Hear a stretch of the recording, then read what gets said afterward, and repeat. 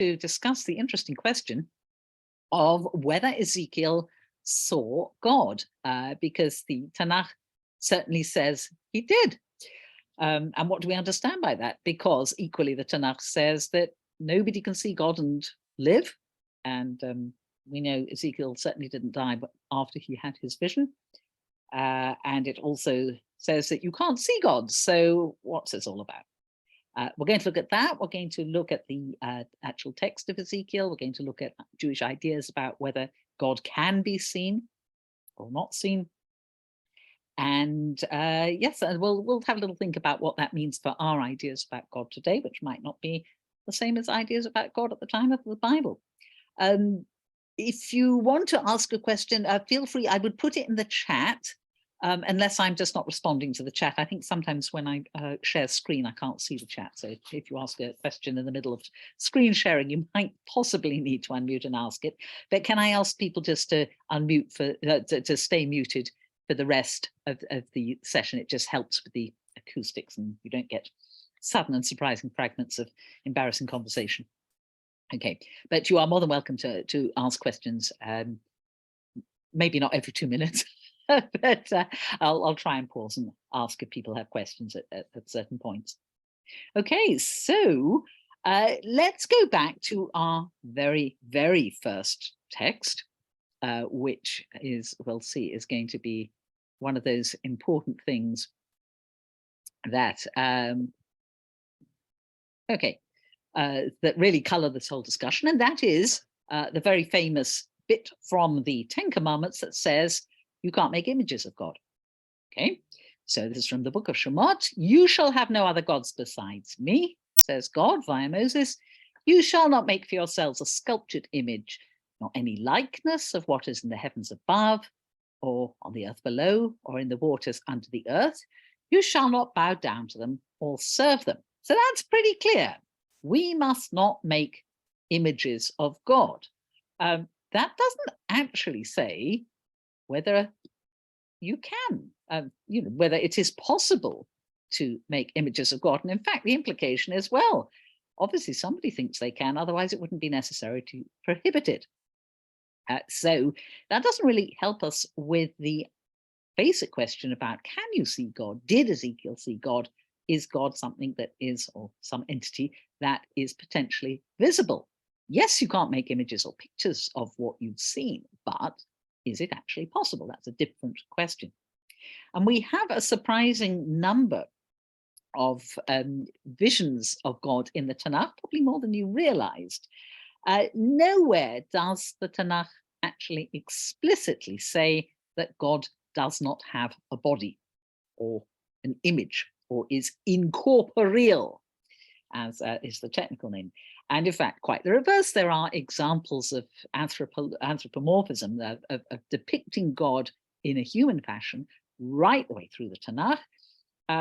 God is referred to as having hands, fingers, feet, a face, eyes, a nose, a back. He stands, sits, described as a man of war, that one's in Shemot, and there are many, many, many other examples. So the Tanakh doesn't seem to have any problem at all with the idea of God having a body or a shape or an image or something that is visible, just says you can't make images of it. That's a different thing, as we said. So this may surprise some of you, particularly those of you who are familiar with Yigdal. Does anyone remember a very relevant line from Yigdal? Anyone want to suggest the relevant line?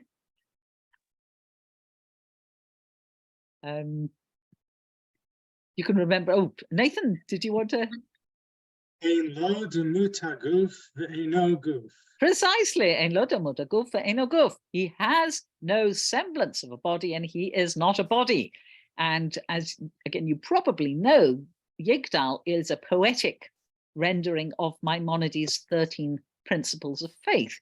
Now, it's not to say that everyone ever accepted Maimonides' principles of faith, and there's a wonderful book by Mark Shapiro, which I happen to edit, called The Limits of Orthodox Theology, which actually addresses the question of how accepted were Maimonides' principles, who were the people who argued against them, and there were people who argued against just about every one of the 13, and there were certainly people who argued against that principle that God has no body and is not a body, and there were people who said, but you are wrong, Maimonides, the Bible says every other page that he has hands and feet and eyes, therefore we deduce he has a body. So most of us, I would say, are thorough Maimonideans. Most of us have absorbed this idea that God does not have a body. God is everywhere. It's sort of thing you tell kids, you know, God is here, God is there, God is everywhere. You can't see God. And we have, knowingly or unknowingly, very much adopted Maimonides' principle that there's nothing to see. God does not have a body, therefore is not visible, therefore is incorporeal and unknowable in God's deepest essence. And let's have a little look at what Maimonides actually said about this. Let's go back to, there we are. So here he is in Perek Chelek, giving you the benefit of his opinion. And this is his principle: the removal of materiality from God. This signifies that this unity, i.e. God, is not a body, nor the power of a body, nor could the accidents of bodies overtake him. And he's using that word accidents there in an Aristotelian sense, i.e. the changing qualities and characteristics and functions of things are called the accidents. So for instance, motion and rest do not apply to God, whether in the essential or the accidental sense, neither as the essence of God's being, nor as something that might happen to that being. It was for this reason that the sages, peace to them, denied to him both cohesion and separation of parts. That God is an absolute unity. There are not bits of God that are united. God is just a united entity, full stop. So can't have cohesion or separation of parts. God doesn't have parts. And when they did this, when they remarked, lo yeshiva velo amida velo oref velo ipui, there is no sitting, no standing, no division, no cohesion in God. And then he quotes a verse, va'afal b'katuv plashtim. This verse doesn't really concern us. They will push them with the shoulder in order to join themselves to them. We're not going to go into with the origin of that verse, but Maimonides likes to prove his assertions with biblical verses. And Maimonides goes on and says, the prophet again said, unto whom will you liken God? That's in the book of Isaiah. And unto whom will you liken me that I may be like, says the Holy One. In other words, God is not like anything else. Other things have bodies, therefore God cannot be like bodies. If God were a body, he would be like a body. Wherever in the scriptures God is spoken of with the attributes of material bodies like motion, standing, sitting, speaking, and such like, and we might add in hands and eyes and feet, all these are figures of speech, they're metaphors. As the sages have said, Kilshon b'nei Adam dibra Torah, the Torah speaks in the language of human beings. That's a statement from the Talmud, from Brachot. Okay, so the principle is the Torah has to use language. As humans, language is all we've got. We've only got human language. We don't have divine language. Therefore, when God communicates with us, God has to use the language that is available to people to communicate, because otherwise there will be no communication. On goes Maimonides. People have said a great deal on this point. This third fundamental article of faith is indicated by the scriptural expression, Kol tmuna ki lo reitem. You shan't make any image, for you have seen no likeness. You did not see any tmuna, any depiction or likeness or picture, if you like. I.e., you have not comprehended him as one who possesses a likeness. For, as we have remarked, he is not a body nor a bodily power. So that's all very clear for Maimonides. God is not a body. God is not like a body. God is not made of parts. God is God. God is unlike anything else. God cannot be compared to anything. And bodies are totally out of the question. Therefore, if God doesn't have a body and is not like a body, you can't see God. Okay? And anything that suggests the contrary in the Tanakh is a metaphor. It's a figure of speech. It's just a way of talking, because human words are all we have. We don't have any other equipment. And I think probably most of us would go down that road. I think I would. Anyone really feel they object to this, or that this doesn't represent them? Just see if there's anything. No, I do think that Maimonides is also stressing a separation from Christianity. So God has to be formless, yes, lest we stray into idolatry. He's very concerned with that. Absolutely. He's also very concerned with Aristotle, who has conceptions of God and also says God is, eternal and formless and doesn't have a body. So he's serving two masters there. Julian, you've got a question. Thank you. All I would say is I thought that Hebrew was supposed to be the divine language. So where it says God can't speak to us, has to speak in our language, is not Hebrew a bridge between the divine and the human? In rabbinic tradition, it's a bridge, but it's, if you like, the human language that God uses. God is not limited by language. So when it says that Hebrew is, it's divine in the sense that if God is going to communicate to human beings, he will use Hebrew. But language, God doesn't need language. God just is. Humans need language. And God very kindly uses our tools. Hebrew is the best available one.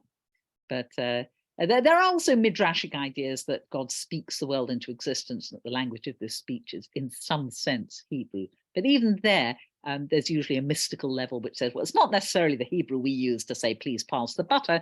It's a sort of divine and mystical level of Hebrew that, again, we probably don't have access to, or maybe only mystics have access to. So it's a good point. But essentially, language is needed by human beings and not by God. Okie doke. Nathan, have you got a question? Not a question, a comment that Maimonides has a specific understanding of Lashon Kodesh, divine language. Yeah. I don't want to go into it here, but because the language, I understand. Understandings of language are immensely complicated, and there are mystical understandings, and of course with Maimonides philosophical ones. But yes, absolutely. So language is part of the problem, because just as images and pictures and seeing are representations of God, so language and words and description is also, in a sense, an image of God, and it also carries with it all these questions, like, can we even talk about God? Which, of course, Maimonides has a lot to say about too. Okay, so that is one end of our spectrum. And the other end of our spectrum is completely different. It's the view that, well, of course, God has a body, don't be silly. The Bible tells you so. So we'll have a look at a text that actually says this. Won't be as well known to you, probably. It's from the Shiur Koma, which is a mystical text. Nobody really uses it now. It's been, as you can see, published, and I'd say academics are very interested in it, but I can't think of any, as far as I know, it's not used in current Jewish mystical traditions. They're much more interested in the later medieval Kabbalistic texts. Okay, but you can see from this that Maimonides didn't certainly represent all opinions in the Jewish world, even though this is somewhat earlier than Maimonides. Rabbi Ishmael said, how much is the height of the body, Shiur Koma, of the Holy Blessed One, who is hidden from all creatures? The parasangs of God's feet fill the entire world. Now, a parasang is a long distance. I don't know how many miles it is, but just put in there something like leagues, might be a sort of more familiar English word, just large distance. Okay, the parasangs of God's feet fill the entire world, as it is said, heaven is my throne and the earth is my footstool. That's Isaiah. The height of God's souls is 30 million parasangs. God's right soul is called Parsamia Atrakat Shama, and the left Agomats. Most of these are mystical names that don't actually mean anything, but they are assigned to bits of God in this text. And you could do magic with them in amulets and other things. From God's right soul to the ankle is 150 million parasangs. Similarly, the left, the right ankle is called Sagmia, and the left Astamats, etc. So we don't really have to read the whole thing. It just goes, it describes God as a male human body, the body of God. So clearly, that's the other end of the spectrum in Jewish thought. And throughout our history, religious passion, you could say, has swung back and forwards between this idea of God has no body and is incorporeal and is an entity that is not available to us through vision or perhaps even hearing, to the other end, which says, no, God has a body, which is like a human body, just bigger and maybe different in quality, but it's a body. And we can know facts about that body. So we are caught in an interesting Jewish debate, and we're going to have to see what role Ezekiel plays in this particular debate. I would say that Rambam Maimonides has won out in the modern world, but again, I don't know that the other view has completely gone. You might find traces of it here and there. Certainly Mark Shapiro's book actually hints at the fact that there might still be people, very from and religious and learned people who do think God has a body. So let's go back to Tanakh, to the Bible, and see what evidence we have. We have some surprising texts, and we'll have just a little sample of these to give us some context for Ezekiel. And we'll start with the very beginning, and a very suggestive text from Bereshit, from Genesis. This is during the creation of humankind. And God said, let us make man in our image, our tselem, after our likeness, our demut.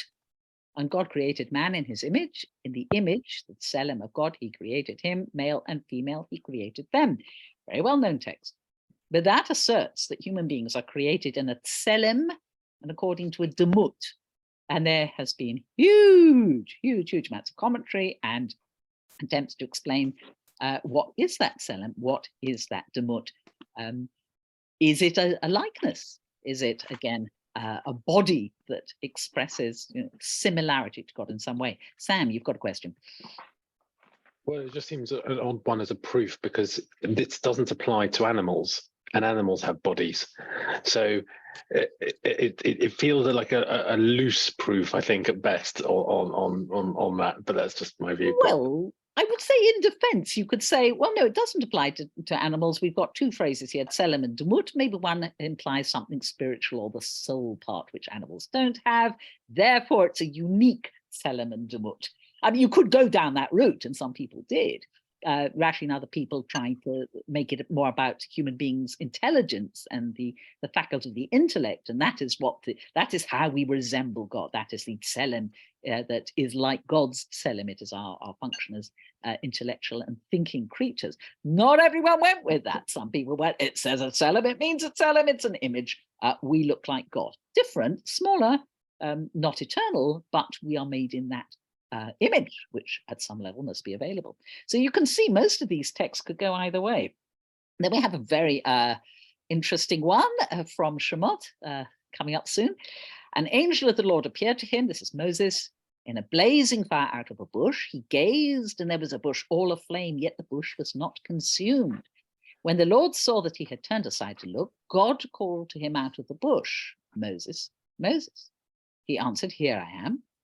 Moses hid his face, for he was afraid to look, habit, at God. Well, if he was looking, there must have been something to see. And again, it doesn't say he was afraid to look at the bush, it says he was afraid to look at God. So the implication is there is something visual available for Moses to look at or to choose not to look at. And we'll do one more of these, which is one that always takes my breath away every year when we read it. And I think most of us, it's very easy, it slips past. But it's rather unusual. So this is Moses and the elders going up to Sinai. Then Moses and Aaron, Nadav and Avihu, and 70 elders of Israel ascended the mountain, and they saw the God of Israel. Under his feet, there was the likeness of a pavement of sapphire, like the very sky to purity. Yet he did not raise his hand against the leaders of the Israelites.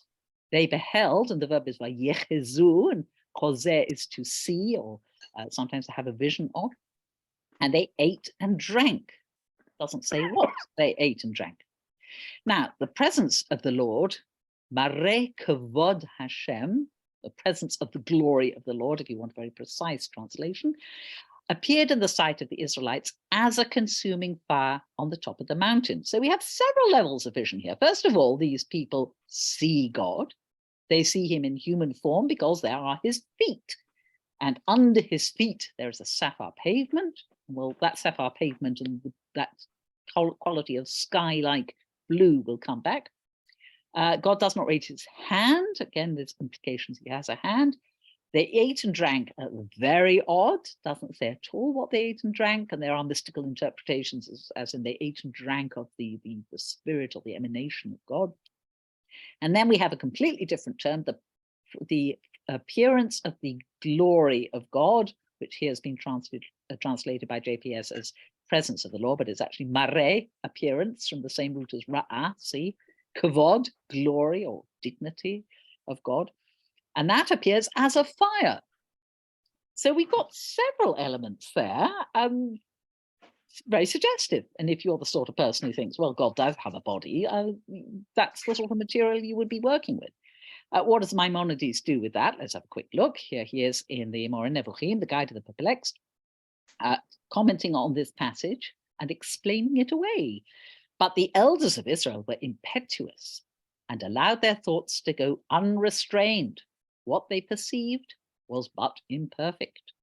Therefore it is said to them, and they saw the God of Israel under his feet, etc. And not merely they saw the God of Israel. So he's interpreting this thing that they see under his feet as perhaps they're seeing something lower.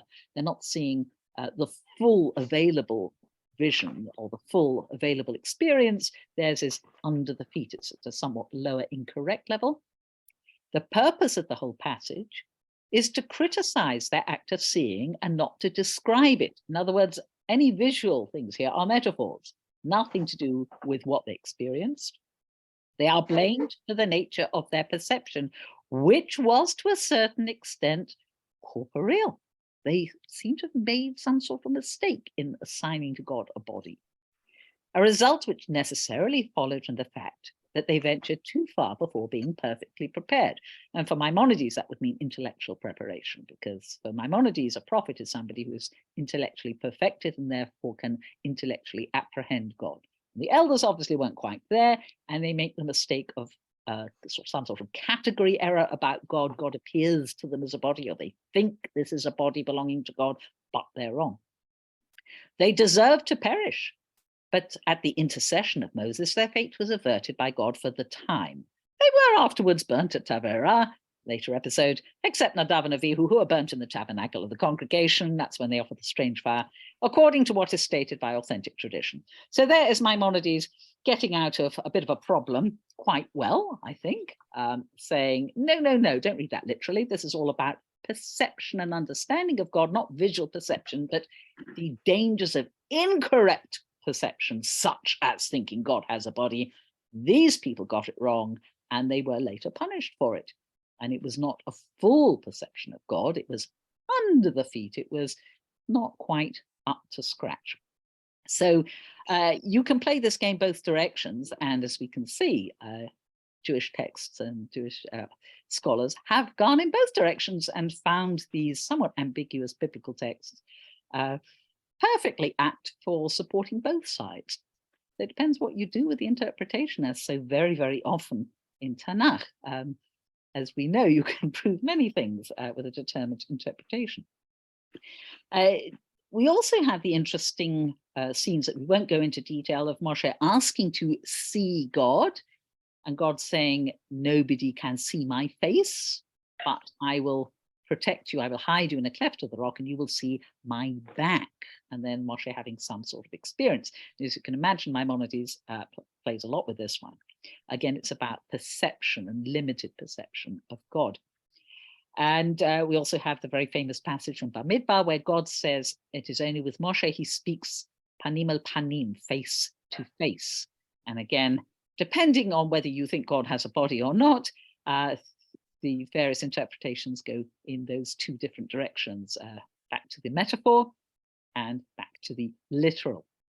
So just to give you one last biblical text, from Daniel, this tradition is not just in the Torah and in the prophets, we also have it in the Ketuvim. Daniel is quite a late text, but again, very much human imagery.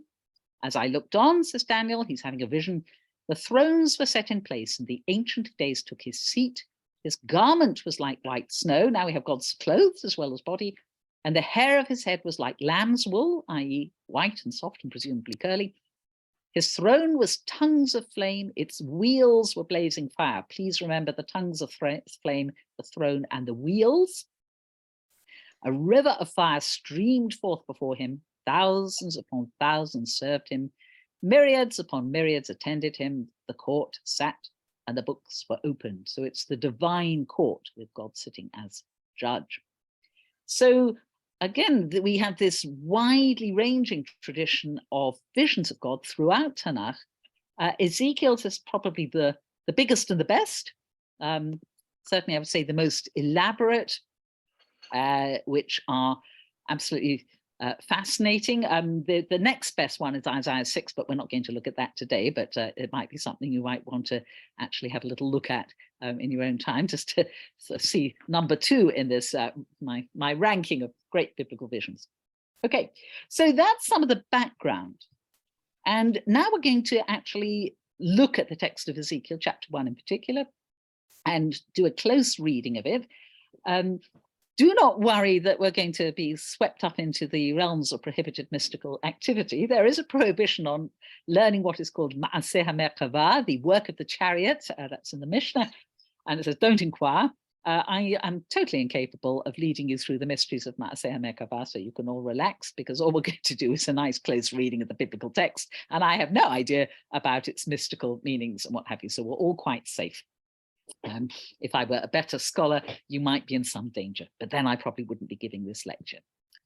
Okay, so a little bit of background, first of all, about Ezekiel himself. As you all know, he's a prophet, a major prophet. He is one of the big 3, Isaiah, Jeremiah, Ezekiel. Like Jeremiah, he lived at the time of the destruction of the first temple in 586 BCE. So he starts off in the 600s BCE, and then we don't quite know when he dies, but probably after, let's see, what's the latest date in the book is, I can't remember, it's 573, I think is the latest attested date in the book. He's very good. He gives about 12, 13 dates in the book, dated by reigns of kings, so we can be quite sure about them.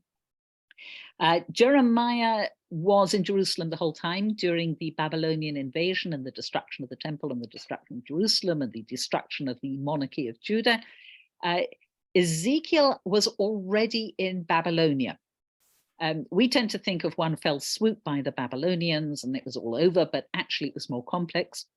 There were repeated campaigns, first by the Assyrians and then later by the Babylonians, who succeeded them as the proprietors of the big empire in what is now Iraq, bits of Iran, bits of Turkey, bits of Syria. And in 597 BCE, there had been an earlier invasion by the same king, Nebuchadnezzar. And at that point, though they had captured Jerusalem, they did not burn it down. They removed the king, Jehoiachin. They took him back to Babylon as a captive, where he ended his days. We actually have 2 of his ration books there in the Pergamon Museum in Berlin. And they have a little list of the amounts of barley and oil that he and his sons were given. And it describes him as the king of Yahudu, which is Babylonian for Yehuda. And the Babylonians appointed another member of the royal family in his place and gave him the throne name of Tzidkiyahu or Zedekiah, and he was the last king of Judah. The Babylonians, I may just add, were not anti-Semitic or anti-religion. The little kingdom of Judah was a tiny kingdom sitting on a very strategic area. There have, as long as human history has been recorded, there have usually been 2 empires, 2 enormous great powers in the Middle East. One is Egypt, and the other one is whoever is controlling Mesopotamia, the area of Iraq, bits of Iran, bits of Turkey, bits of Syria. And that's the one that changes. It starts with the Sumerians, goes on to the Akkadians, it goes on to the Babylonians, it goes on to the Assyrians, then it goes on to the Neo-Babylonians, who are our Babylonians, the ones who mess us up. But you can understand from a brief consideration of geography that the place that those 2 empires meet is roughly the land of Israel. So it's a sensitive and strategic frontier. And if you are an emperor ruling either in Egypt or in Mesopotamia, what you want is a nice, quiet, tractable kingdom on your sensitive frontier. And so you conquer them, you make a treaty with their king, they promise to support you and to pay you tax every year or tribute. And they promise not to intrigue with your rival empire. And usually at times of perceived weakness of the empire, those little border kingdoms do exactly that. They go and cuddle up to the opposing empire and they stop paying their taxes, and then all hell breaks loose. And that's exactly what happened with us. There was a pro-Egyptian party who kept telling Zedekiah to make a treaty with the Egyptians and revolt against his Babylonian masters. The prophet Jeremiah said, no, stick with the Babylonians, they're God's punishment, and if we behave well, God will take them away.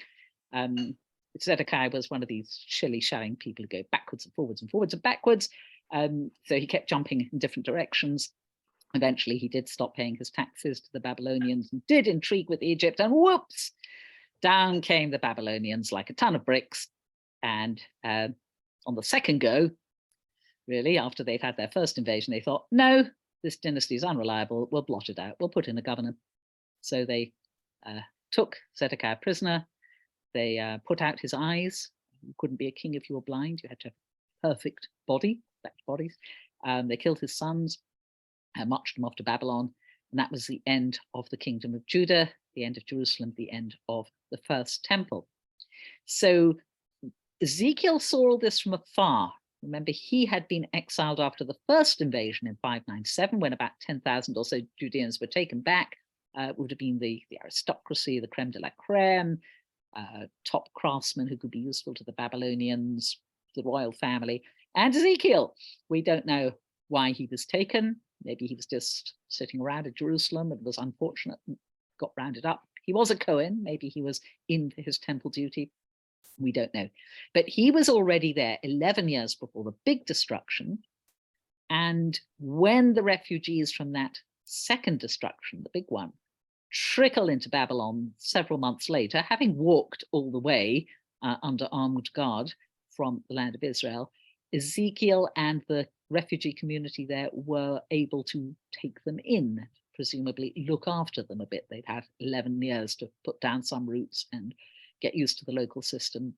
And Ezekiel at this point emerges as the leader of that exile community.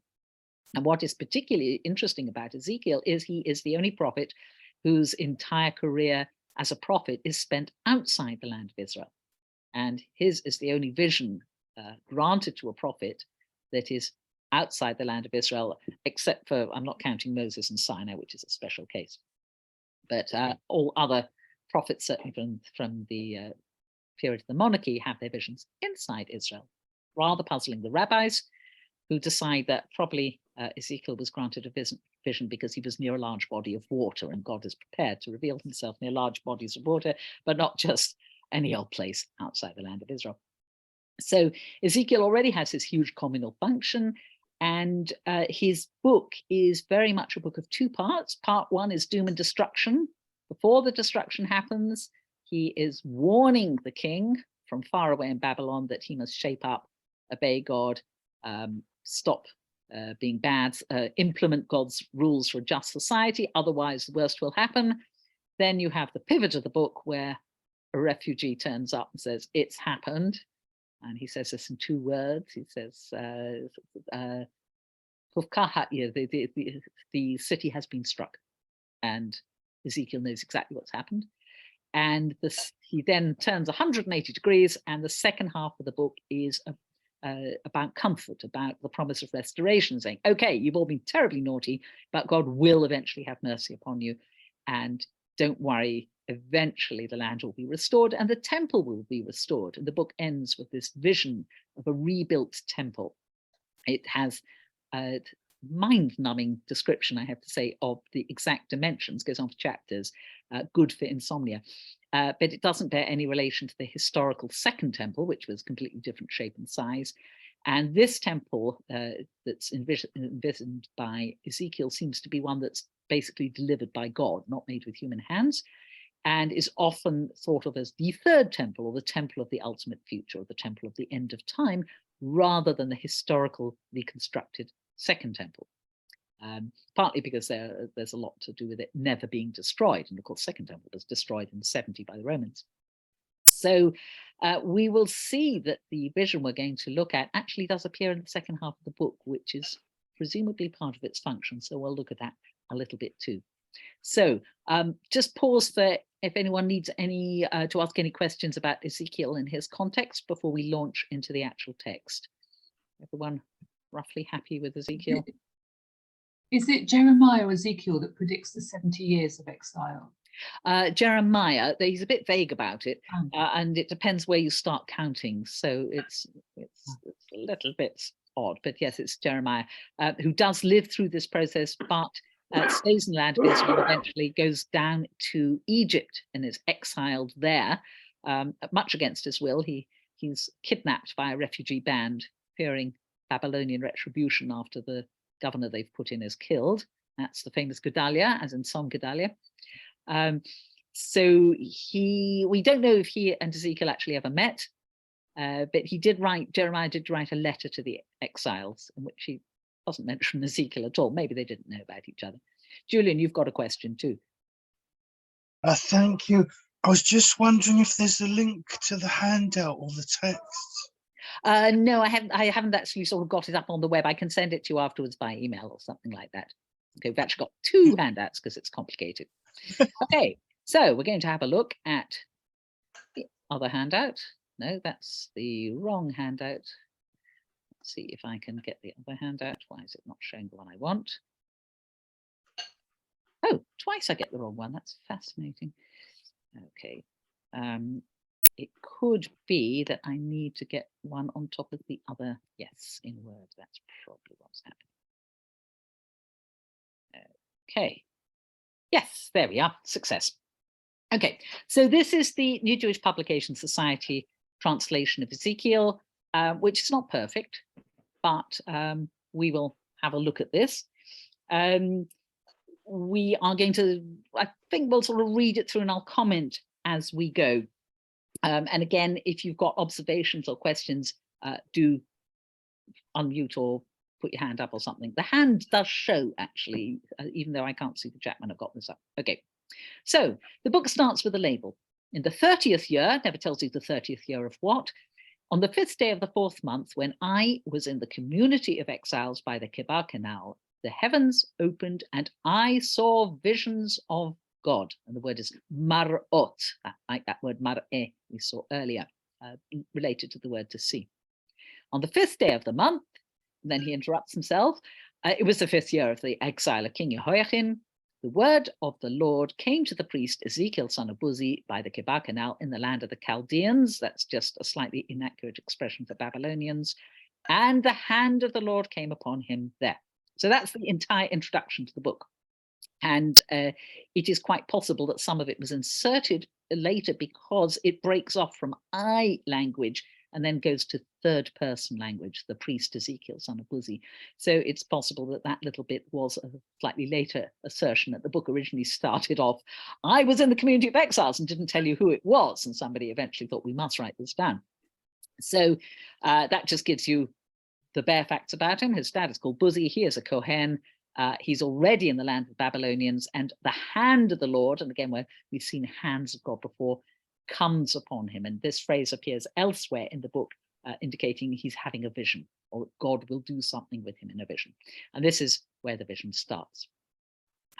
With no more preamble than that, it's, you're right in. Okay, I looked, and lo, a stormy wind came sweeping out of the north, a huge cloud and flashing fire surrounded by a radiance, and in the center of it, in the center of the fire, a gleam as of amber. Now we have to stop here because lots of stuff is happening. You can see that this is an all-encompassing experience. We have visuals, we have sound, we have feeling of the stormy wind. It's clearly occupying all his senses. The most interesting phrase is what has now been translated here as a gleam as of amber, and that is the famous word chashmal. Now, those of you who are familiar with modern Hebrew, do you happen to know what chashmal means in modern Hebrew? Electricity. Yes, and the unwary could read this and go, oh my heavens, look at that, the Bible knew about electricity. Well, no, I'm afraid not. So let's untangle some facts about chashmal. It's a fascinating word. It only occurs in the book of Ezekiel, nowhere else at all. There are Akkadian words that resemble it. Akkadian is a language spoken in Mesopotamia. Babylonian is a dialect of Akkadian. And there is the word eshmaru, which you can hear sounds vague like chashmal. which means polished bronze. And there's also El Moshu, which also sounds a bit like Chashmal, which means gem. And it will not escape your notice that both of those are bright, sparkly things. Now, nobody really knows what Chashmal means. The Greek Septuagint, the Jewish translation of the Bible made in Egypt about 300-ish BCE, actually probably Ezekiel was a bit later than that, translates Chashmal as electron. Aha, I hear you cry. Electron doesn't mean what you think. Electron in Greek means amber, hence the translation here, amber. Why is our word electricity like that? Because if you rub amber, you get electric sparks. So when the phenomenon of electricity was first noticed, possibly in the context of rubbing amber, the word, you had to invent a word for it. So people thought, well, it comes off this stuff the Greeks called electron, let's call it electricity. Confusingly, the Vulgate, the Latin translation by St. Jerome at the 4th century, I think, 4th or 5th century CE, translates electron as electrum, which is confusing because electrum in Latin is a mixture of gold and silver. So that's all very, very confusing indeed. However, I think the following points are the important ones. Number one, we don't know what Chashmal is. Number two, the evidence from Akkadian suggests it's something flashy and bright and sparky. Number three, you can see how the word for electricity was derived from the idea of amber, which is derived from the translation of electron, and how that comes to mean electricity, and therefore understand why, when reviving modern Hebrew, somebody had the bright idea of saying, well, we could use that word Chashmal. It's just lying around in Ezekiel. It's not doing anything else. It's connected to amber, electron. Yeah, there we are. We have a different root to the same word. Hence, but nothing to do actually with biblical Hebrew whatsoever. The Talmud, not surprisingly, has opinions about what Chashmal is. There's a very scary story in the tractate Chagiga of a child who sits and studies the book of Ezekiel, probably this vision, and he understands what the Chashmal is, and the Chashmal comes out and eats him up and burns him to a crisp, which is clearly a warning story saying, just don't ask, stay away. This whole Maaseh Merkavah, this whole chariot vision stuff, you're not meant to inquire. Don't try too hard to understand the Chashmal. So we're not going to, because it would be dangerous. The Talmud's other theory is that Chashmal is composed of two words, chash, to be silent, and mal, to speak, and it refers to a particular type of angel which is silent when God speaks, and which speaks praising God when God is silent, which is charming, but probably nothing to do with the original biblical meaning of Chashmal. But okay, so the Chashmal, and it keeps coming back. It's clearly something special. So in the center of this radiance and fire and Chashmal were also the figures of four creatures. And again, the Hebrew you may recognize from various places in the Siddur, in the prayer book, chayot, the living beings. Chai, chaim, life, chayot, creatures or living beings. And we will meet their companion, the ofanim, the wheels. And you may remember the chayot of Chayot HaKodesh and the ofanim, they come in our liturgy on Shabbat morning. This is where they come from. Okay, what are the chayot? This is their appearance, again, that word mareh. They had the figures of human beings. However, each had four faces and each of them had four wings. The legs of each were, and it just says a single rigid leg. JPS has supplied fused into a single rigid leg. And the feet of each were like a single calf's hoof. Their sparkle was like the luster of burnished bronze. Different word here, nechoshet kalal, not chashmal. They had human hands below their wings. The four of them had their faces and their wings on their four sides. Each one's wings touched those of the other. They did not turn when they moved. Each could move in the direction of any of its faces. So we understand that the four faces are arranged in a sort of square, one at the front, one at each side, one at the back. Therefore, there is no necessity for this thing to turn. It can go forwards, backwards, sideways, because it's always facing forward. And the fact that it has four wings means it can also move in any of these four cardinal directions. And we'll go on a little bit and then we'll come back and look at these things. Actually, we'll go back to verse 7, the legs being a single rigid leg. It could imply they each have one leg. It could be, the point of it could be that they can't sit. It's a rigid leg. It doesn't bend at all. Therefore, they are permanently standing beings. And the Talmud picks up on that interpretation.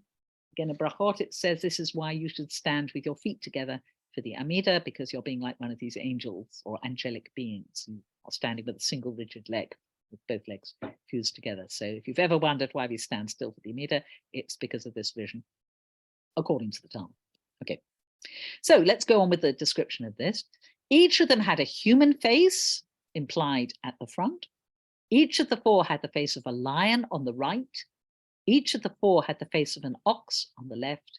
And each of the four had the face of an eagle. And again, it's implied at the back, because it seems to be looking from the front, sides, and then going to the back.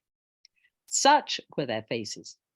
As for their wings, they were separated. Above, each had two touching those of the others, while the other two covered its body. And each could move in the direction of any of its faces, and this is a bit of a repeat. They went wherever the spirit, the ruach, impelled them to go without turning when they moved. So let's go back and look at some of the symbolism that seems to be going on here. Now, again, this is difficult to reconstruct, but it seems in some ways that there's something quite not expectable, but something that's quite clear going on here. So you notice there's a lot of four going on here. Four is, of course, linked to the four corners of the earth, Arba Conformity. So it implies cosmic and earthly wholeness, unity amid multiplicity. And the faces are by no means accidental. You have a human face. Humans, as we know, are the kings of the creation. You have an ox, the king of domestic animals, Behemoth. You have a lion, the king of wild animals, the Chayot proper. You have an eagle, the king of the birds. So those four elements seem to imply the top being of each of those four categories. And they are, as we will see later, supporting some difficult word here, image, representation, thing to do with the divine. Now, you may know from studies of European art that these four beings had an afterlife in a different religion. Anyone happen to know that? I could ask Patrick. Hello, yeah. Shall I say? Do you want to expatiate on what happens to the four creatures? Can you hear me? Yes. Yes, the four Gospels. Yes, so they become the Thank you, Mark. symbols of the four evangelists, the four authors of the Gospels. You're going to have to correct me. The lion is Mark, the human face is John, and then I always get confused with the ox. And no, have I got it wrong? No, the eagle is John. The eagle is John, the human face is Luke, and I can't remember the other two. Which way around it is. Yeah. It's terribly confusing, yes. Yeah. So you see them in many, well, actually medieval and Renaissance paintings. And if you've ever wondered what they're doing there, they come out of this vision. So they were reassigned, or they were given an extra layer of meaning by, I don't actually know quite how old that tradition is in Christianity. So they have a sort of an afterlife that is unknown in the Jewish world, but is very well known indeed in the Christian world.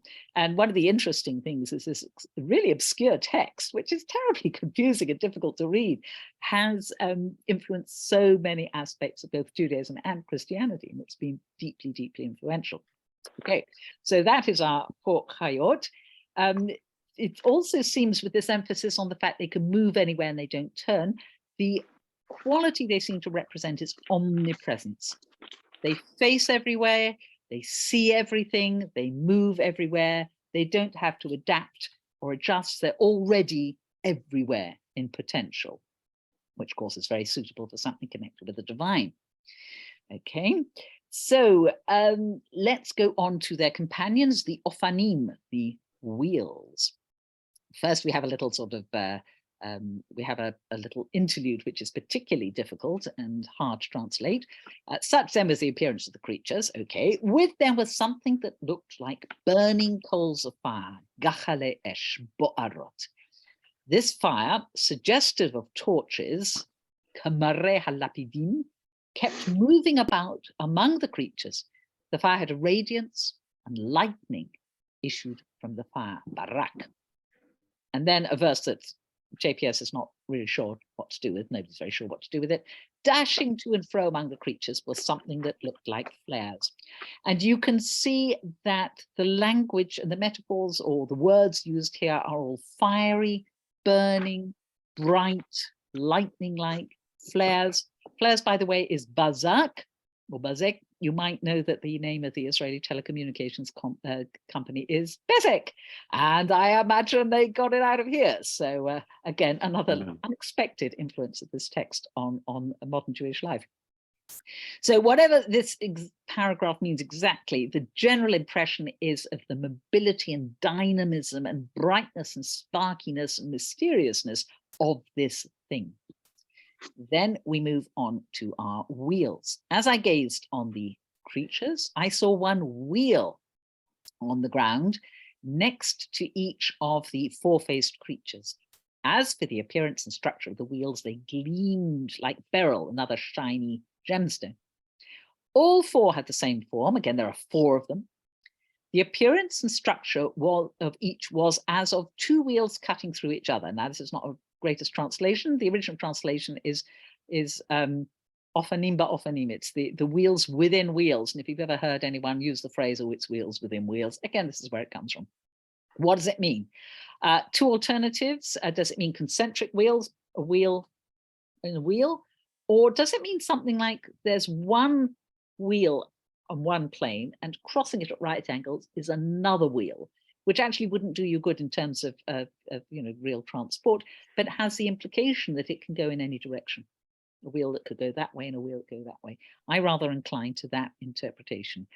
Again, it's clearly meant to be something strange, mystical, odd, and what have you.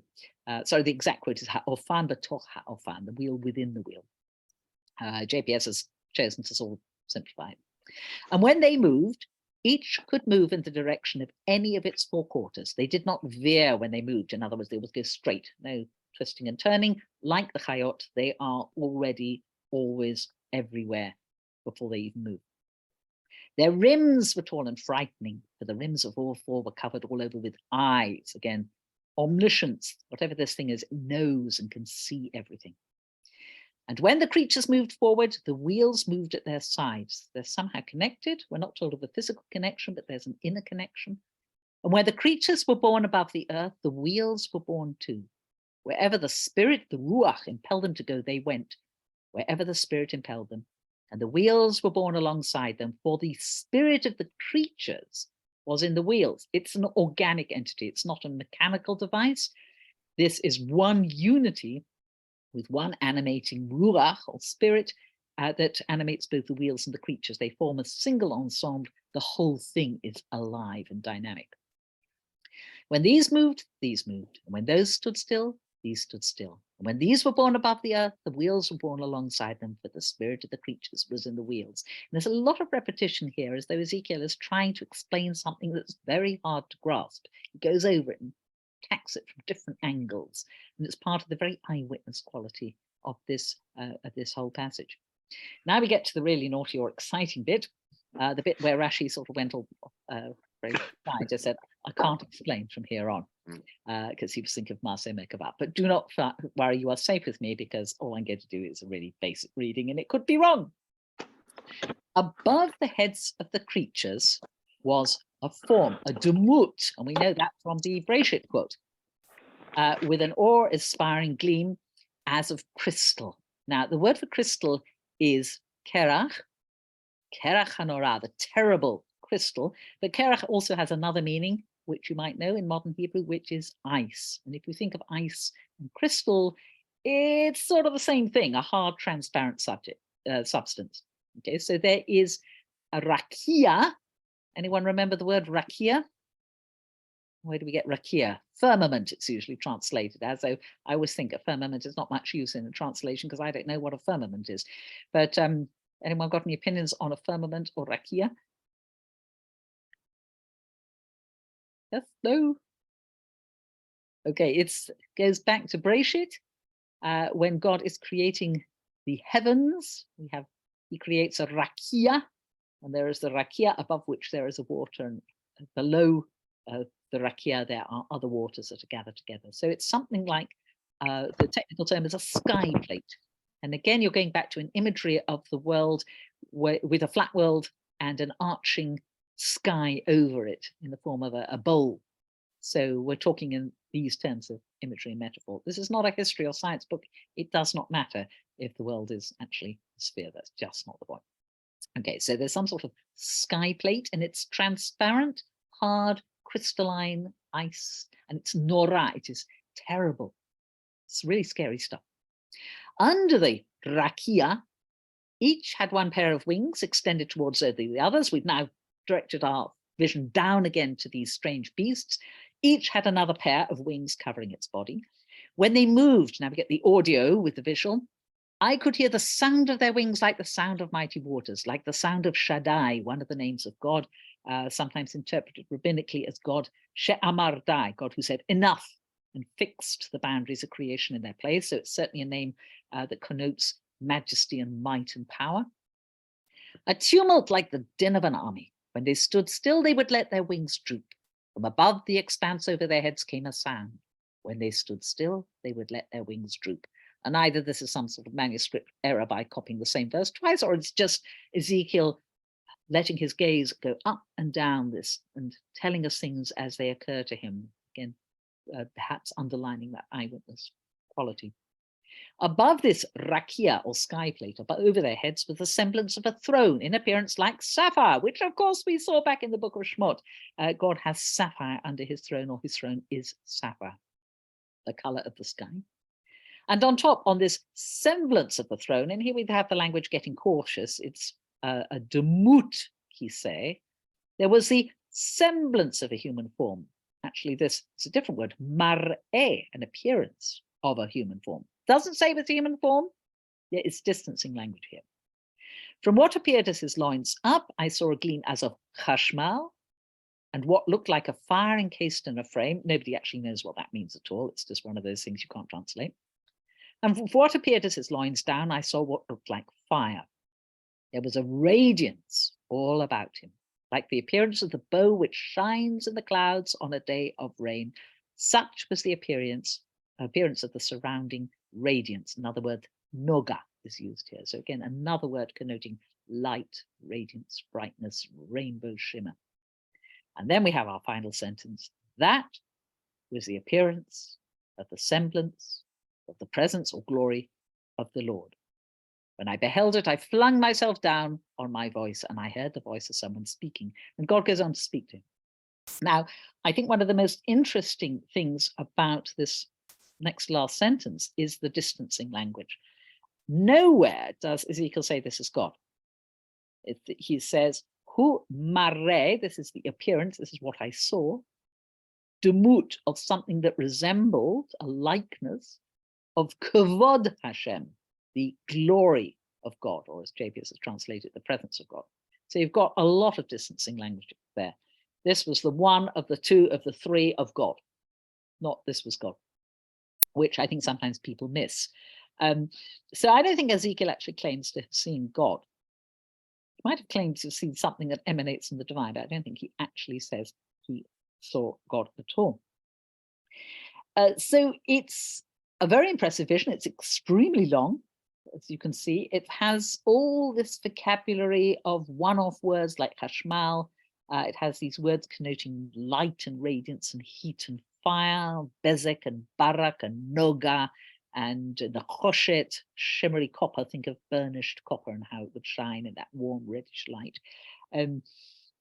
Contrasting with the coolness of the sky plate of ice or crystal and the blue of the sapphire. You've got all this sort of hot colors going on, hot, fiery, sparkly, glittery, moving stuff, and then this ice cold ice and sapphire that contrast and set it off. So it's very effective. It has this strong eyewitnessy quality. It travels from bottom to top, and sometimes it reverses, and you get this really identify with the prophet looking at something and then thinking, oh, I didn't tell them about that bit, and coming back and re-describing it and telling you the bits that really leap out at him. The other thing that we have to say is the word ke'ain and k repeat throughout this like a nervous tick. And k means like, ke'ain also like the sort of. And almost every qualifier here is attached to, almost every definite term here has that qualifier attached to it. It was like the sound of mighty waters, like the sound of Shaddai, like the din of an army, like sapphire, the semblance of a throne, another way of doing it, as of. All of this is distancing language. And in all the description, there are very few places where Ezekiel actually says what he saw. He saw something like all these things. And I think, especially given that last sentence, that is no accident at all. He's not telling you what he saw, he's trying to tell you what he saw, which in itself is fascinating. Now, we also see this vision twice again. Here, this is the beginning of the book. This is Ezekiel's commissioning scene. This is where God says, I want you to be a prophet. And Ezekiel falls flat on his face and really doesn't have much choice. The next chapter continues with what God tells him. But then we see the vision twice more. I'm going to skip this bit and we'll look at the return of the chariot. And the chariot comes back a few times. People often think it's just chapter 1, but it's not. 2 of the times it returns are in the doom and destruction part of the book. If you remember, I said the book's in 2 halves. There's doom and destruction, and this is all going to go pear-shaped if you don't shape up in the first half. And then there's, okay, the worst has happened, but God will never forget you. God will redeem you. There will be another temple. There will be this sort of temple at the end of days. There will be a slightly cold vision of redemption, I always think, in Ezekiel, and a bit grudging. He spends a lot of time even in the redemptive half going, you've all been absolutely terrible, but God is God, so he will forgive you. But you feel that he's not very pleased about it. But in the first part, the chariot comes back in connection with visions of destruction. So here's the first one. In the 6th year, on the 5th day of the 6th month, I was sitting at home, and the elders of Judah were sitting before me, and there the hand of the Lord God fell upon me. So that's our cue. Here comes the vision. As I looked, there was a figure that had the appearance of fire. From what it appeared as his loins down, he was fire, and from his loins up, his appearance was resplendent and had the color of amber. Oh, we just saw this. Chashmal again. He stretched out the form of a hand, distancing language again, and took me by the hair of my head. The Spirit lifted me up between heaven and earth and brought me in visions of God to Jerusalem, to the entrance of the Pnimit gate that faces north. That was the sight of the infuriating image that provokes fury. He's had a vision of an idol in the temple. And the presence of the God of Israel, again here, Kavod, Elohei Yisrael, appeared there, like the vision I had seen in the valley, like chapter 1. So here it is back.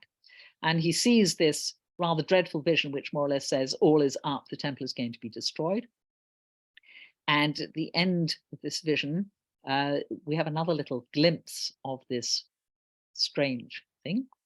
I looked, and on the expanse over the heads of the first time it appears, cheruvim. So the chayot are now called cheruvim. Where do we know the word cheruvim from? Think back to the Torah. Anyone want to hazard a guess? The tree of life is protected by the cheruvim. Yes, and there's another place. From the Mishkan. The Mishkan, indeed. So the Mishkan, the fabric of the Mishkan was embroidered with cherubim. So we know they have a connection with the divine. And it's interesting that Ezekiel is using them apparently interchangeably with the chayot. Okay, there was something like a sapphire stone. Yep, saw that before. An appearance resembling a throne could be seen over them. Okay, same thing. He, this is God, spoke to the man clothed in linen, who is the divine guide in Ezekiel's vision, who's been showing him what's going to happen, and said, step inside the wheelwork, under the cherubs, under the cherubim, and fill your hands with glowing coals from among the cherubim and scatter them over the city. So the divine guide, the divinely appointed guide, is asked to enter this strange being and take out some of the coals from within it. And he went in as I looked on. Now the cherubim were standing on the south side of the house, the temple, when the man entered, and the cloud filled the inner court. The cloud always represents the presence of God. That happened with the Mishkan too. The cloud descends, and you know that the presence of God is there. But when the presence of the Lord moved from the cherubim to the platform of the house was filled with the cloud, and the court was filled with the radiance of the presence of the Lord. The sound of the cherubim's wings could be heard as far as the outer court, like the voice of El Shaddai when he speaks. And then we have a little recap of our first vision. Then a few verses later, we have the end, the tragic end of the vision. The cherubim ascended. These were the creatures I'd seen by the Kavar Canal, chapter 1. Whenever the cherubim went, the wheels went beside them, and when the cherubim lifted their wings to ascend from the earth, the wheels did not roll away from their side. When those stood still, these stood still. When those ascended, these ascended with them, for the spirit of the creature was in them. Repeat. Thus, this is the tragic bit, the presence of the Lord left the platform of the house, temple, and stopped above the cherubim. And I saw the cherubim lift their wings and rise from the earth with the wheels beside them as they departed. And they stopped at the entrance of the eastern gate of the house of the Lord with the presence of the God of Israel above them. They were the same creatures that I had seen below the God of Israel at the Kabar Canal. So now I knew they were cherubim. And this vision leaves the temple. And we now know that the temple is doomed, and the kingdom is doomed because God has left the temple. His chariot, or his, it's by the way never called a chariot in Ezekiel, it's a later name for the whole vision, but his conveyance has made an exit. And from now on, you know that God is not there anymore. Therefore, the temple can be and will be destroyed. So this movement of the vision seen in the temple and then leaving ties in with this first half of the book about the imminent destruction of the temple and the kingdom and the whole of the enterprise. But that's not the end of the story. We said there was part 2 about redemption, and very appropriately, the vision comes back. Here it is in chapter 43. So this is part of the build up, the whole description of the temple and all its measurements and so on and so forth. And as the cherry on the cake, we have this. Then he led me, another divine guide clothed in white linen, to a gate, the gate that faced east. That's the gate that the presence of God had left by. And there, coming from the east with a roar like the roar of mighty waters, was the presence of the God of Israel, and the earth was lit up by his presence. The vision was like the vision I had seen when I came to destroy the city. That's chapter 8 and 10. The very same vision that I had seen by the Kavar Canal, chapter 1. Forthwith I fell on my face. The presence of the Lord entered the temple by the gate that faced eastward. A spirit carried me into the inner court, and lo, the presence of the Lord filled the temple. And I heard speech addressed to me from the temple, though the man, his guide, was standing beside me. So it wasn't him, it's clearly God's voice. It said to me, O mortal, Ben Adam, human being, this is the place of my throne and the place of for the soles of my feet, where I will dwell in the midst of the people Israel forever. So God's back in this rebuilt temple at the end of time. And you can see the power of that image, God returning to the temple, which is set up by chapter 1 with this superb vision and all its implications. So the chariot vision is very much an active presence in the book of Ezekiel. It's really, really part of the whole story. Okay, so I want to have another little think about the imagery. We have some interesting parallels, and I'm not trying to explain it away. Wait a minute, I know what I have to do. I have to move them around in Word before I'll get the right one. I'm not trying to explain it away, but I'm trying to, what I'd like to do is sort of contextualize this vision and say, okay, why does it look like it does? Because it's a strange vision to us. It's a sort of vision that we don't have actually. Well, I don't know, for all I know, one of you had this vision or something very like it, but I certainly haven't. And I want to look at some ancient art, and we'll see why in a moment. Okay, so figure 1, this one, is a statue from Carchemish in Turkey, dated roughly the time of Ezekiel. And you can see here a deity figure on a throne. There's a throne, a little bit difficult to see, but he's sitting on a sky plate, a rakia. And the rakia is supported by 2 rather magnificent lions and some little bird-headed figure whose function is not quite clear. He's clearly not as important as the thing on top, but he's something odd and strange, a composite figure that's part human and part bird, surrounded by lions, not a million miles away. an image that you could say is related to Ezekiel's vision, possibly. Here we have an Achaemenid seal, quite late. This will be about, I don't know, 300, 200 BCE. And here again, we have a little god figure up here with a feathery tail that may represent fire. And we have two composite creatures holding it up. And as you can see, they have calf's feet or oxen feet, and they have human faces, and they have 4 wings, and they are sky supporters or deity supporters. And again, this tradition of a composite figure that serves something divine is very well known in ancient Middle Eastern art. If we go down to this one, this is 3 sides of a stone. I think it's a basalt. It was probably a plinth for a statue. And again, if you imagine that these had a statue on top of them, you can see again they are holding up the statue, or more likely holding up his throne.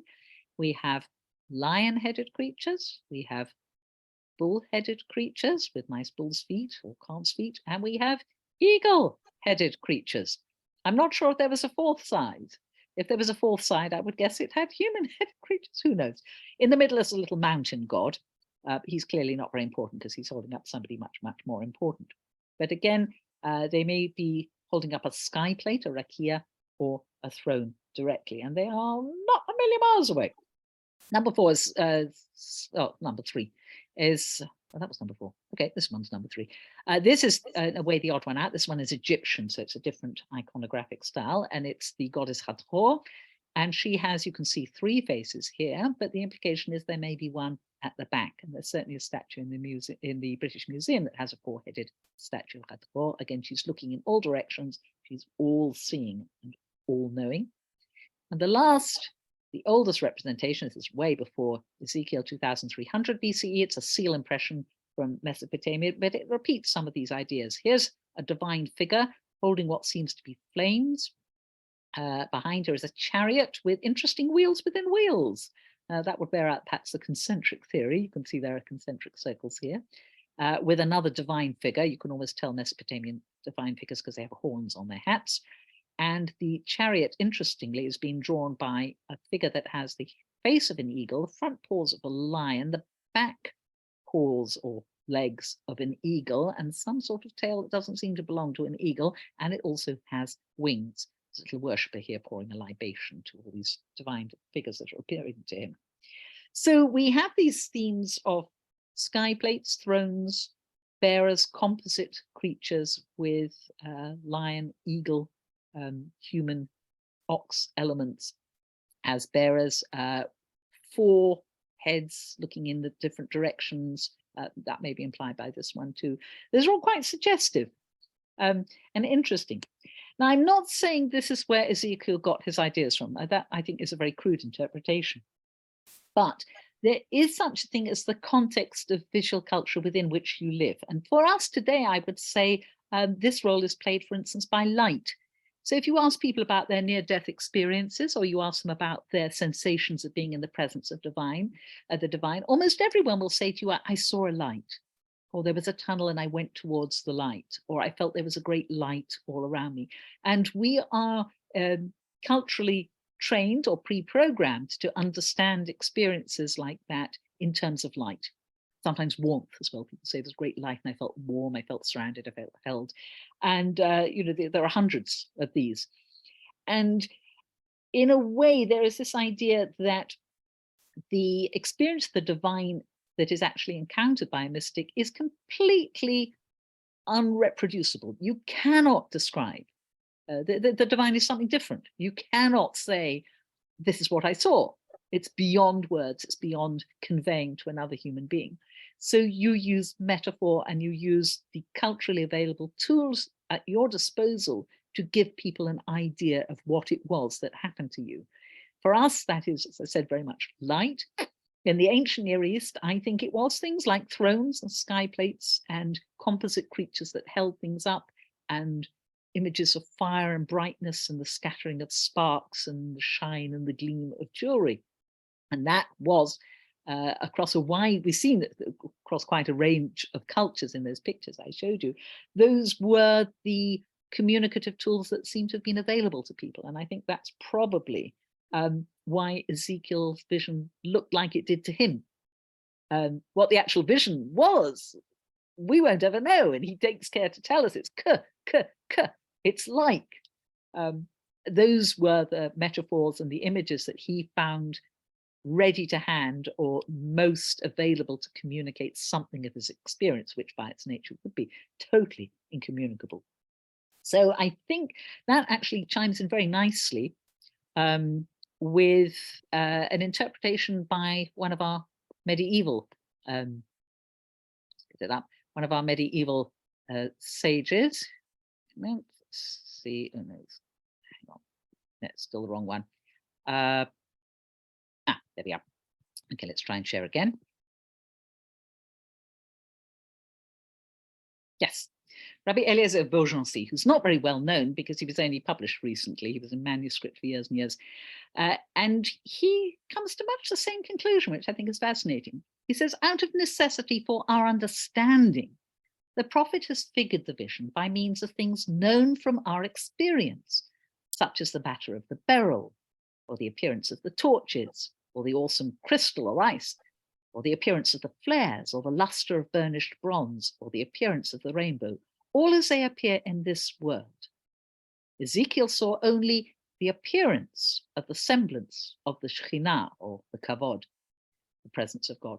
But the Lord himself he did not see, only the semblance of a human form, like the luster of a reflection. Nor did he even see the covering of his light and his garment of exalted splendor, but he only saw through the crystal or ice, where he saw everything from below to above, and the rakia, the sky plate of ice, separated them. So what he's saying here is he is using things that people are familiar with to try and give you some idea. And he tells you that he didn't see an actuality. He tells you that this is his impression of his experience. And he also includes in the vision a screen, this rakia, through which he sees. So he doesn't have direct access. And I think that's exactly what was probably going on in this vision, as far as we can know. So what do we do with this? If we go back to our original questions, you know, we know that people didn't all understand these visions as perhaps metaphorically as we would. Rambam would just say metaphor, and I'm not interested in discussing it really. This is all just metaphor.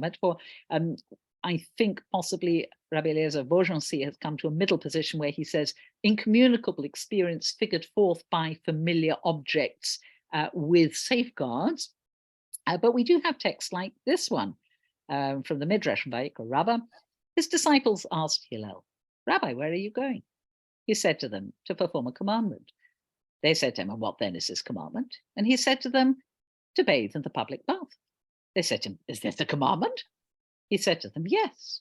If the man who is appointed to take care of the images of kings, which the Gentiles set up in their theatres and circuses, scours them and rinses them, and they provide his livelihood. And not only that, but he occupies an important place among government officials. How much more I, who was created in the tselem, the image, the likeness, the demut of God. In other words, if there's a special man whose job it is to keep the king's statues clean, and wash the seagulls' leavings off them, and he's quite an important person, well, I'm taking care of this tselem that I inhabit, because I in myself am some form of representation of God. And that seems to speak for, again, a very bodily understanding of God. In some way or other, we are physically representations of God. Now, I'm not really advocating a return to belief in God's corporeal nature, because I think after Maimonides, it's really difficult to maintain the idea of God having a body. And most of us, I would guess, are probably Maimonideans.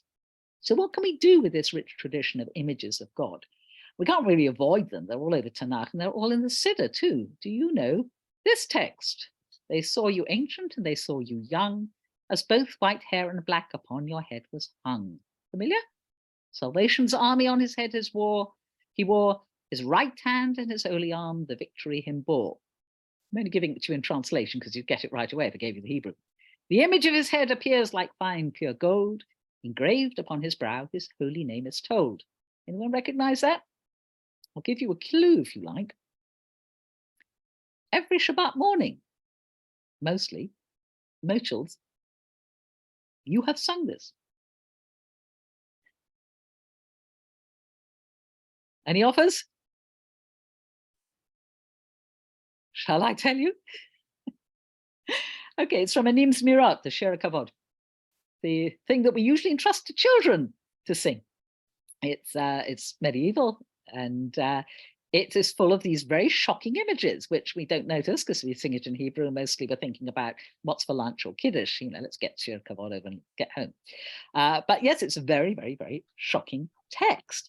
And it points out one of our biggest problems, which is how are we going to talk about God? It's very hard if you're a Maimonidean never to talk about God, because, what language are you going to use? What is God like? And when one of my daughters was very small and she was very confused by the idea of what is God like.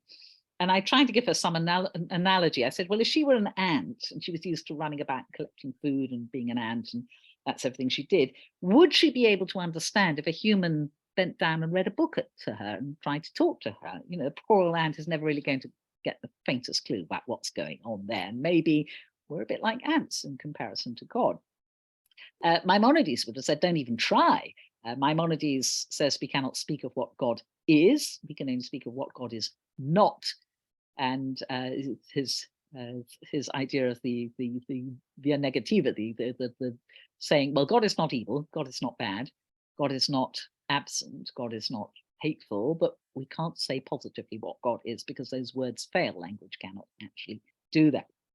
I once had a 6-year-old Moroccan neighbor in Israel, and she came over one day and I gave her some felt pens and a couple pieces of paper to play with. And she put one piece of paper at an angle on the other and scribbled away with all the felt pens. She took the top pieces of paper off, and of course there was this white space and all the colors around it. And she looked at it and she said, that's like God. And I thought, my heavens, a 6-year-old Maimonidean, she really, really got this concept that God is that white space that you can talk around, but you can't talk about. Now that's very well for the philosophers, but it's a hard concept of God to love. And most people do resort to quite early images. They go back to childhood gods. The best childhood god I know was described by Gwen Ravarat in her autobiography, Period Piece. And she thinks back to when she was a kid and she says, God had a smooth oval face with no hair and no beard and no ears. I imagine that he was not descended, as most gods are, from Father Christmas, but rather from the Sun Insurance office sign. Even now, this hairless, earless, egg-shaped face which I have drawn gives me a sort of holy feeling in my stomach. He sat up in the night sky like that, sending out good things with one hand and bad things with the other hand. And this was somehow connected with not letting your right hand know what your left hand was doing.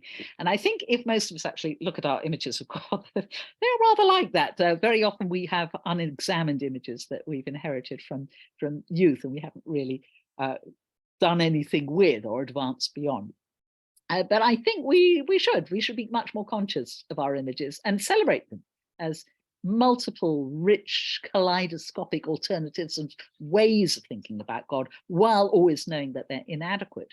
And actually, if we go back to Anim's Mirat, it says that.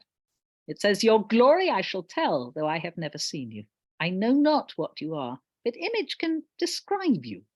Through your prophets and in your servants' mystic speech, you let a mere likeness of your glory reach. In different visions their analogies came, but for all their similes, you remain the same. And to finish off with Ezekiel, did he see God?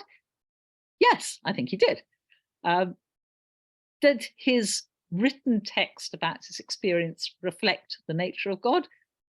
No, I don't think it does. I think it explains his feelings about what he saw and his desperate attempt to convey this incredibly important experience to other people of his time. And I think that is really what our images of God are about. It's about being conscious they are images, employing as many as we can so we don't get idolatrously attached to just one of them, and celebrating the richness of insight that we can gain from all these different images, poetic, visual, as long with that caveat that we don't become idolatrous by actually believing that one of them could, heaven forbid, capture the true nature of the divine. So I hope we all have genuine experiences of God in whatever form they come to us, and that we can celebrate and share them and enjoy them and really make use of our tradition in ways that nourish us and nourish our exploration of our connection with the divine. So we have actually run out of time, but if anyone has got any urgent questions, we could deal with them. Julian, yeah. Thank you. I just wondered if there's any link between the four faces and the four empires, because the eagle, at least, is the symbol of Rome.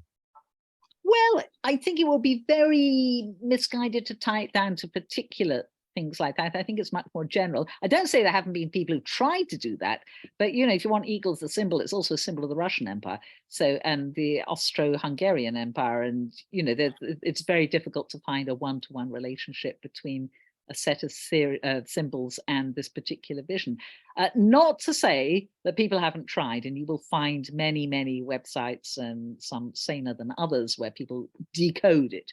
I'm not sure that there's any profit in decoding it. I don't really think Ezekiel was concerned with prophesying the future there. I think he was concerned about having a direct experience of the divine, which then told him to go and do things and communicate with human beings. So in the context of the book, I don't think it's a prophecy about the future or history or anything at all. It's a beautiful and to us unusual, and maybe to him desperate attempt to communicate what happened to him, what happened between him and the divine on one particular occasion, and then in subsequent visions too. Any other questions? Yep, Patrick. Just, it was all been wonderful, but isn't it striking that you have this great drama of the glory of God departing from the temple and coming back, all of which is prefaced by that same presence away from the land, by this other river. Yes. Does he need this extra special super duper vision because he's outside the land? Because otherwise he won't believe he's in communication with the divine. I don't know. Or maybe it's, you know, heads up, this is going to come back, so take good note of it now, it's me. Yeah. And I'm not quite sure. It is very impressive though. I mean, it's quite Isaiah doesn't get reruns of his vision, and I don't think anyone else gets reruns. Ezekiel's the only one. So I think perhaps the function it plays in the message is part of it. I don't know. Absolutely, I'm still working on that one, I think. That's a very interesting question. Yeah. Any other observations or questions anyone would like to make? No? We're all fine? Good. Well, I hope I see you all maybe at the summer month of study in Edinburgh. Do look on the Azara website and find out about the details. It should be amazing. There are some incredible teachers we are negotiating with.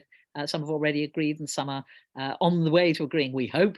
And there's going to be all sorts of people there. I'm going to be there. Lots of things going to be going on, and it will be a lot of fun. So please, please look at the Azara website. If you get the wrong Azara, by the way, write in Azara Torah, and then the right one comes up. And yes, it will be fantastic to see some of you there. And if not, I hope I see the rest of you at the next Azara event. So, good night. Thank you. Thank you. Thank Thank you you. all for coming. Bye. Thank you.